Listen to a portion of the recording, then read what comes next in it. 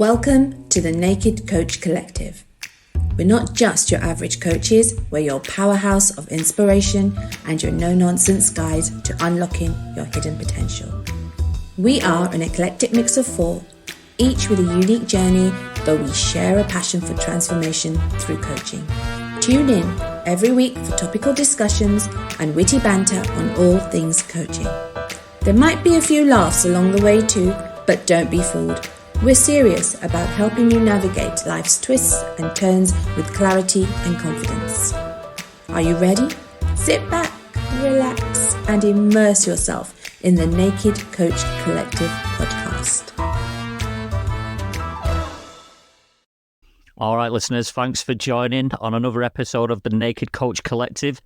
You're here with just me today, Ian as the host, but I'm being joined by a very special guest, the wonderful Nikki Allford, who is a woman's self-advocacy coach. I hope I got that right, You Nikki. did, you got it right. Thank you for having me.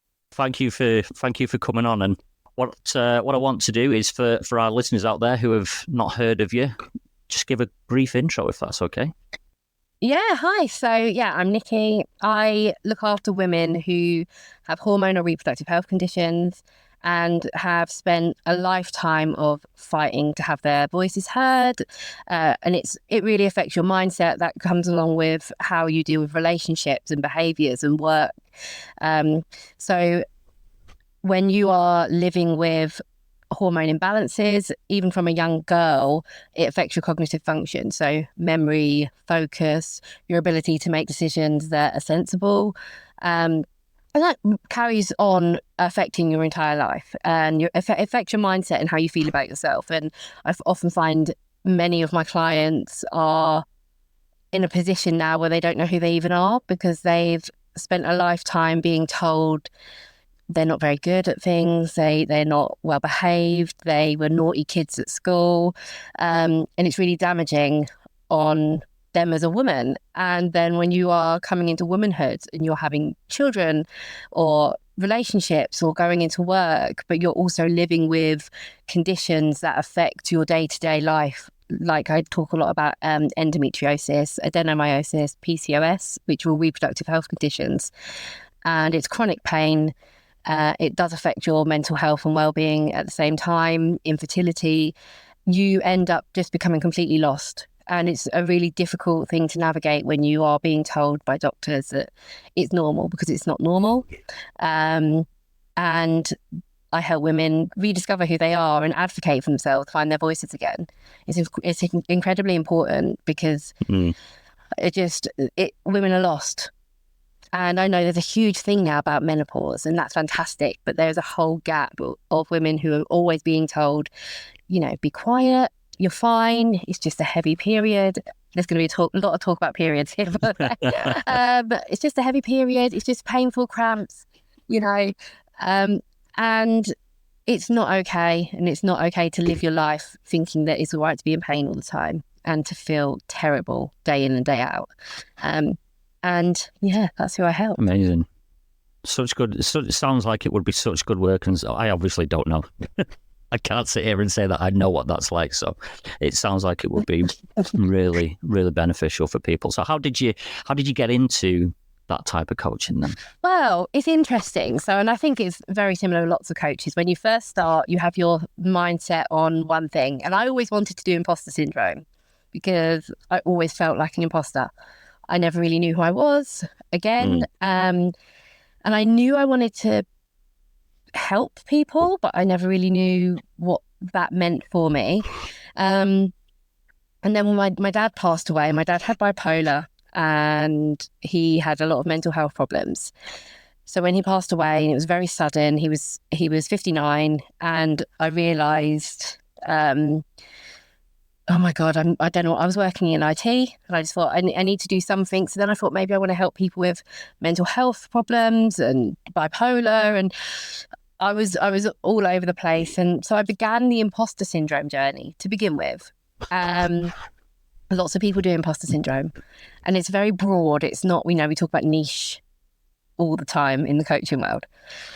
And it didn't mean anything to me. I was putting out this content, but it didn't really mean anything. And yeah, I could talk about how I felt. It felt very artificial, and I'm a very open book. If you look at what I talk about things that a lot of people don't want to talk about. And I just started sharing. I was having a really bad day. I have a condition called adenomyosis and endometriosis, and that's basically your uterus. The tissues for adeno, the uterine tissue grows into the muscle wall of the uterus, and it causes a lot of pain, bloating. It's just awful. Like, it's horrible. I was having a really terrible day. I felt really fatigued, and I started posting about it because I started to build up a small audience. And I just started sharing about, I was like, I just feel terrible. And I was talking about it, and someone had never heard of it before. And I thought, oh, I'm actually getting some traction with this. And I know it. It's important to me because I'm living through it. And I realised that I was, in my 30s, and there were late teens and women in their 20s who had been on the same journey that I am, but I was a lot further ahead than them. And I was advising them, and I'm one of these people. I go down a rabbit hole and I will learn everything there is to know about everything. And I just realised that it's a subject that I can be completely authentic about. And I can tell you my stories, and I know so much about it. Like, I know I could sit there and talk about it till the end of time. And I think that's why I've been so successful, because it's completely authentic, and I'm not trying to be an imposter syndrome coach when actually I don't really have anything to say about that. But it completely makes me feel like I know I'm making a difference. And I think I got into women's health and hormone health, and it's just, what it's like as a coach. You just it grows with you. So initially it was adenomyosis, so that then led into endometriosis, PCOS, and then that then led to hormones and cognitive function and how that affects women's mindsets. And yeah, it exploded. So I'm very grateful, and I can't believe I get to just talk about something that I am so passionate about. Yeah. For a living. It's wild to me. Yeah, it's amazing that you found that thing, that purpose, almost to kind of get you up in the morning and make you go to bed with a smile on your face. That's really good. Yeah, and do you know, it's really interesting because I think when you talk about coaching, people do look at it as a money thing, and there are some coaches who, this might be controversial, but I feel are in it for the wrong reasons. And I think you have to make sure you are finding the right coach for you, and because not everyone is in it to help you. They're in it for something else. Just to move on slightly, Nikki, if that's okay, with regards to your kind of personal coaching journey and your experience of coaching, what's your journey been like since you started getting into the realms of coaching? You know what? I feel like mine was slightly different to a lot of other coaches that I know. So we all had, the amount of times where I've gone, I can't do this. This is not working. I can't do this. I can't find any clients. What am I doing? And to be honest, there are moments where you feel like I've thrown so much money away. What am I doing? What am I doing? I should just stick in IT. I should just stick at this job, earning, normal. And what am I doing? Life is not, and I had a different sort of, I'm quite vocal, right? And and I think it's part of my ADHD where I don't have the same fear levels about openly talking and asking people things. And I know there's a lot of fear about sharing stories online. You don't want people that are in your real world to hear. And I know that's such a genuine worry of, right, I'm going to share that I'm a coach, and I'm going to, and that's, you have to do that to be able to get out there and begin being a coach. And people are so anxious about, oh my God, what are the mums on the school run going to say? Because they're going to think, oh, here she goes, I don't tend to have that fear, and I think that's really played in my favour. So I went down the route of, I thought, go big or go home. So I started, I just started reaching out to media outlets. This is what I do. This is who I am. I can help. This is what I do. This is who I am. This is, let's have a meeting about this. And so there's an app, for instance, it's called Shirar. It was created by Fern McCann and Laurie Haynes, who were on Towie. And I was on holiday, and I've always, watched her since she had a program, The First Time Mum, and it reminded me a lot of my story when I had my oldest daughter.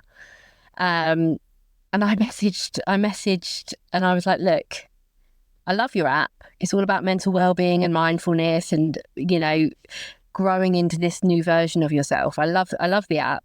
This is what I do. I'd love to work with you. And I was on holiday.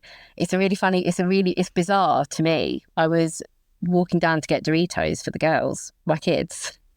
And they've always noted me back. They've always noted me back like, okay, cool. What do you do? Tell us about yourself. And I did. And we had lots of conversations after that. And I explained about what I do and how I became accredited and what my qualifications were. And we clicked, and I now have been recording pods for their app and all about women's mental well-being. And I just thought, do you know what? That was not as difficult as I thought it would be to have that interaction with somebody, to be like, look, this is what I do.